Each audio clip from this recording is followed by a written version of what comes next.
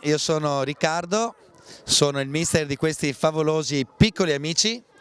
Questi ragazzi vanno dal 2010, abbiamo anche un 2011, quindi sono proprio i primissimi calci. Loro fanno attività lunedì e giovedì qui a Villaferri e poi una volta al mese abbiamo dei tornei, l'ultimo è stato il torneo arcobaleno e tra un po' faremo il torneo di Natale.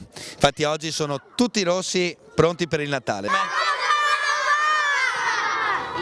A Natale puoi fare quello che non Sono Andrea Rozzato, allenatore delle categorie esordienti e giovanissimi del Calcio Padova Calcio 5. I nostri ragazzi dalle annate 2001 alle annate 2005-2006 si allenano 3 volte a settimana a Villaferri, ad Albignasego, dalle ore 16:15 alle ore 18:45. Tutte le nostre categorie fanno un campionato regionale che ci impegna il fine settimana, il sabato e la domenica, e che cercano di sviluppare nel miglior modo possibile le capacità dei nostri atleti. Cerchiamo di farli divertire il più possibile e di farli crescere sotto più aspetti. per noi. A Natale puoi. A Natale puoi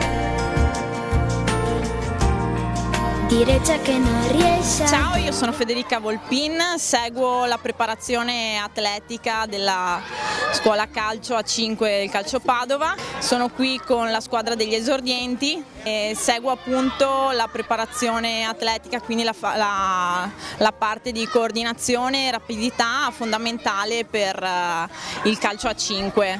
Facciamo un saluto forte, forza Padova! Forza Padova! Ciao a tutti, sono Alberto Rodriguez, direttore tecnico del Calcio Padova Calcio 5 e vi auguro a tutti quanti un buon Natale. Feliz Navidad!